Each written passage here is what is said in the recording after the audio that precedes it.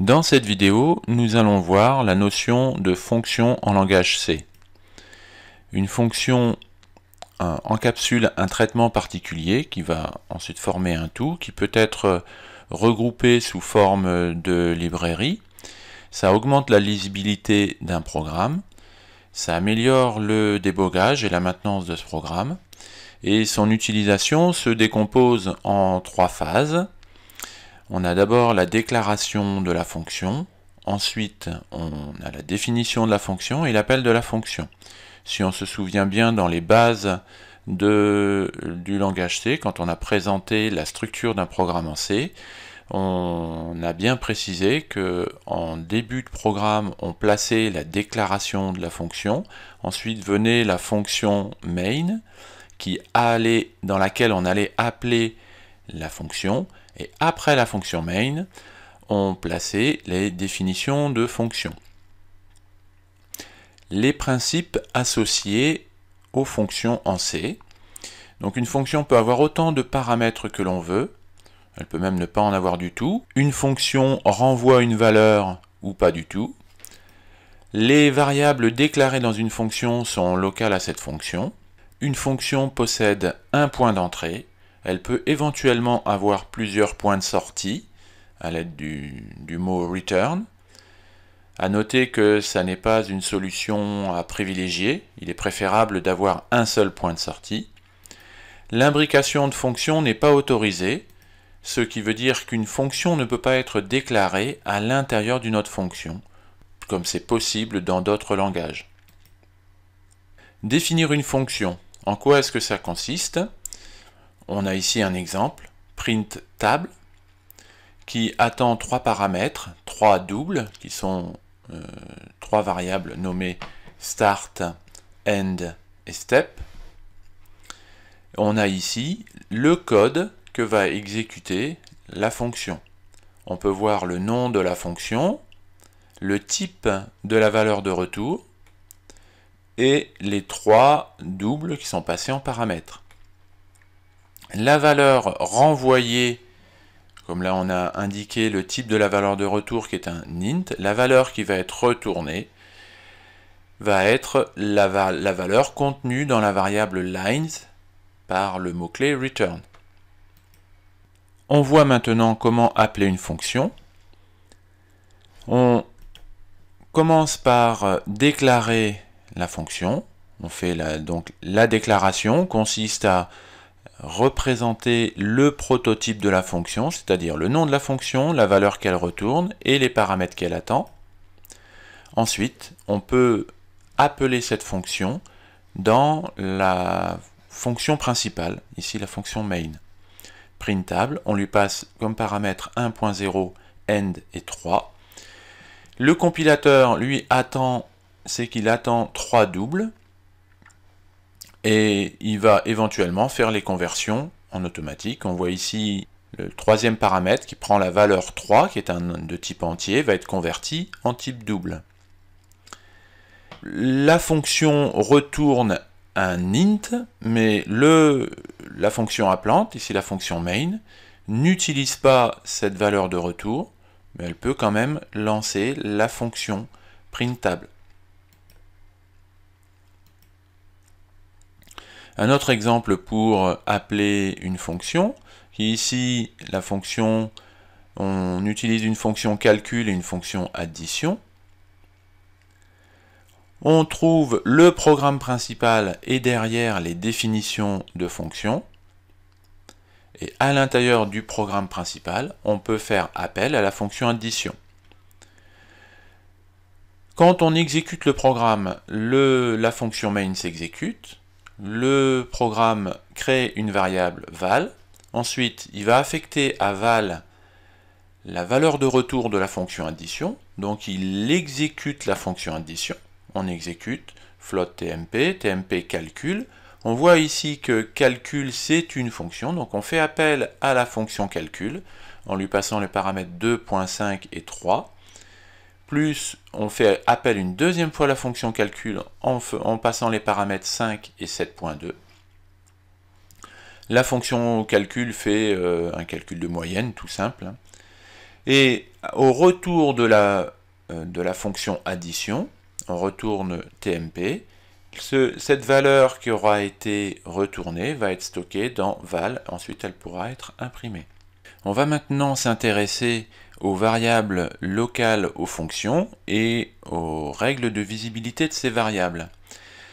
Une fonction est architecturée autour d'un bloc de code entre une accolade ouvrante et une accolade fermante, et toutes les variables qui sont déclarées à l'intérieur de ce bloc ne peuvent être utilisées qu'à l'intérieur de ce bloc et pas à l'extérieur. On a ici un exemple de programme avec GLO, une variable globale de type int, des variables locales à la fonction main, I, J, K de type entier, F et G de type float, et des variables locales à la fonction func qui sont D, E et F de type double. Attention, on voit ici que F est une variable locale à la fonction func, et on a une autre variable F, c'est bien j'insiste bien, c'est bien une autre variable locale qui porte le même nom, F, qui est une variable locale à la fonction main. Dans la fonction main, il n'existe pas de variable D.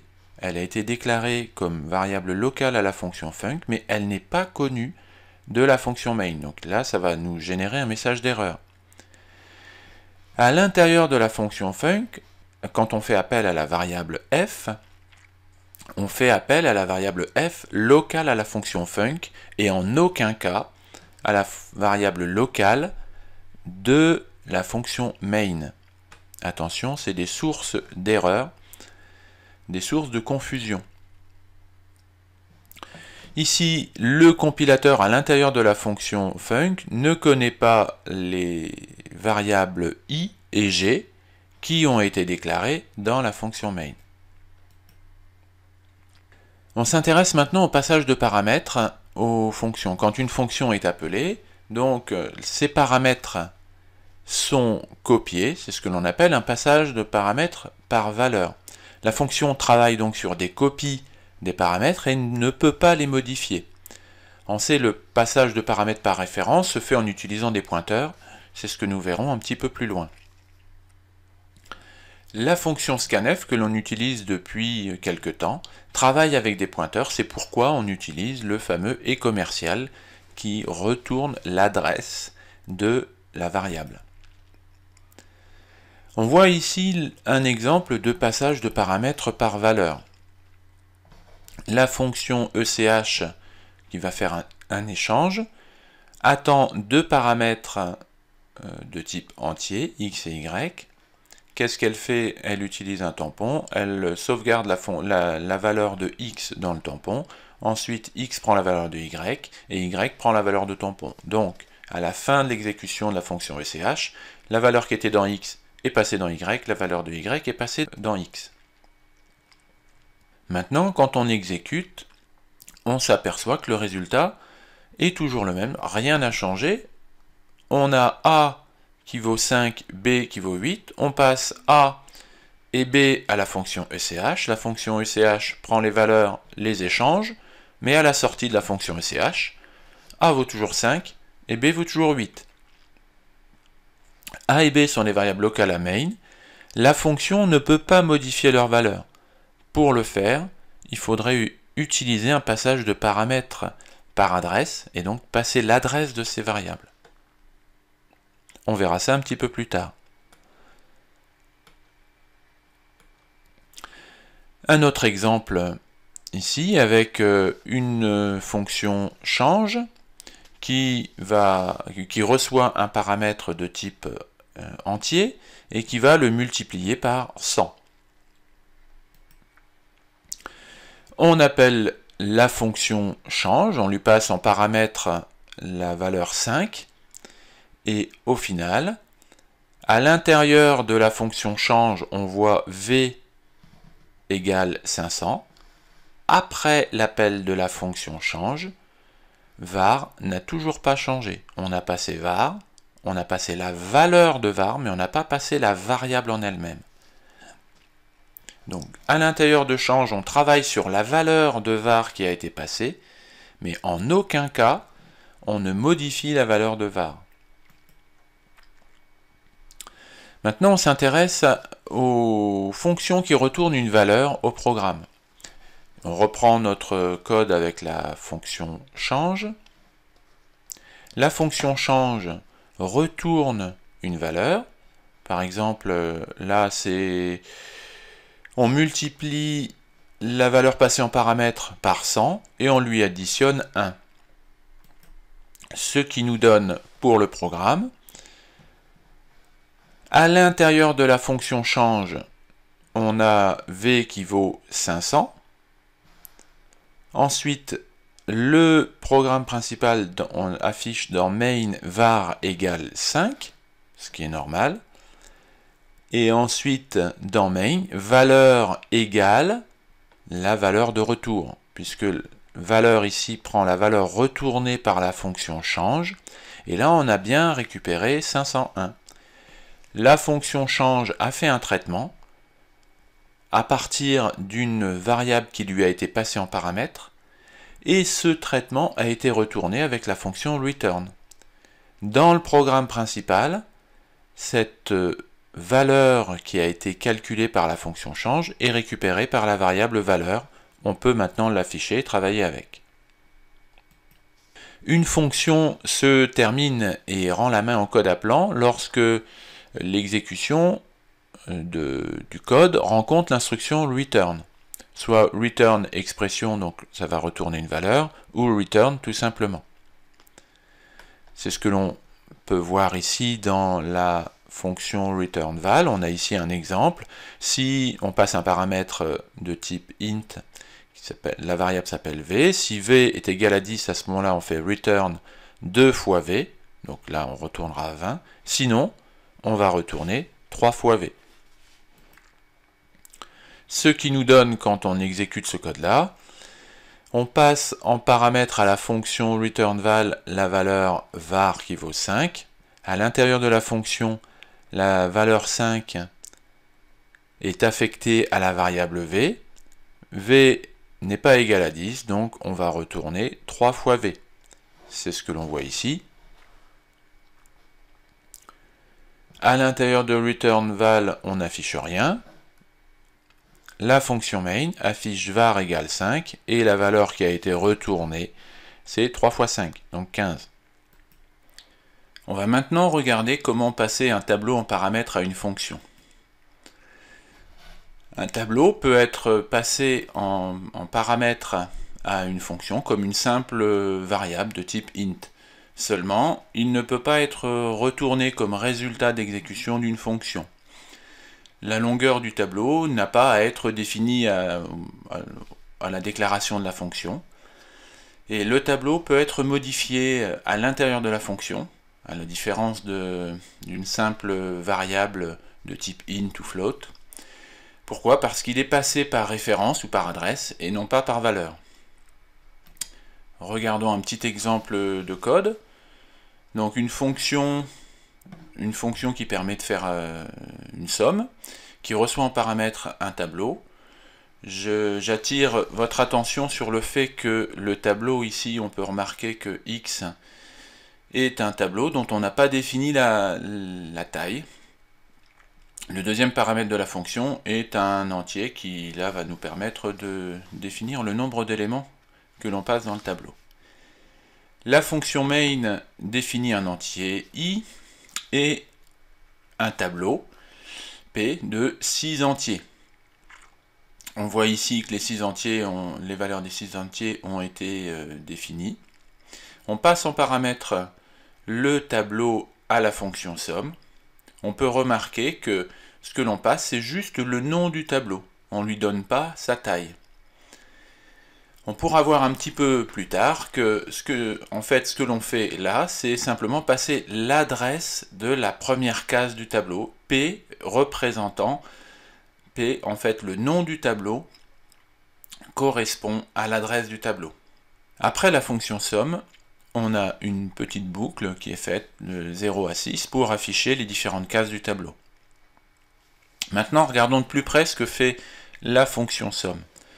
Elle reçoit donc en paramètre un tableau. On peut remarquer que lors de la déclaration de la fonction, on avait donné un nom à ce tableau. En fait, le compilateur ne tient pas compte des noms des variables. Lors de la déclaration, il s'intéresse uniquement au type des variables. Donc, dans la définition, on donne le nom du tableau en local, en variable locale, va être A. On remarque que l'on n'a pas donné de taille. À l'intérieur de la fonction somme, on fait une boucle. Et qu'est-ce que l'on fait? On additionne pour chaque case, en partant de la dernière case. On peut le voir ici, for i égale n-1. N qui a été passé ici, c'est la valeur 6. Donc, pour i variant de 6, tant que i est supérieur à 0, i moins. Donc, on va commencer à la dernière case du tableau. Et on va lui additionner la case précédente, donc a de i-1. Et on va boucler jusqu'à ce que i soit égal à 0. On peut voir la valeur du tableau avant le lancement de la fonction somme et la valeur du tableau après la fonction somme. Donc on s'aperçoit que le tableau a bien été modifié après l'appel de la fonction et qu'il a été modifié bien sûr à l'intérieur de la fonction somme et il reste modifié après l'appel. On s'aperçoit que le résultat correspond bien au traitement qui a été fait dans la fonction somme. Donc a de 6 prend l'ancienne valeur de a de 6 plus la valeur de a de 5, donc la case précédente. 11 plus 7 égale 18. 7 plus 5 égale 12. 5 plus 3 égale 8. 3 plus 2 égale 5. On peut voir un autre exemple pour une transposition de matrice. Donc on a une fonction ici qui attend un tableau de flottant. Un tableau un petit peu plus important que dans l'exemple précédent puisque c'est un tableau à 2 dimensions. On remarquera ici que lors du passage de paramètres, on est obligé de fixer une dimension. Donc on a un tableau de n lignes de 20 flottants. Notre programme principal définit la matrice, une matrice de 100 par 20, et on lance la fonction transpose. Donc on passe en paramètre le nom du tableau, juste le nom du tableau, et ensuite 3 et 2, qui sont deux paramètres qui vont être utilisés par la fonction transpose. Si on regarde la définition de la fonction transpose, on utilise un tableau dont on ne définit pas la première dimension, mais on définit bien la deuxième dimension. Donc ça, c'est obligatoire. On ne peut pas définir un tableau avec les deux dimensions non définies. On est obligé d'en définir une. Et à l'intérieur de notre fonction transpose, qu'est-ce que l'on fait? Pour i variant de 0 à m, on parcourt donc toutes les lignes et ensuite toutes les colonnes pour pouvoir faire la transposition. Donc la case de AIJ prend la valeur de AJI.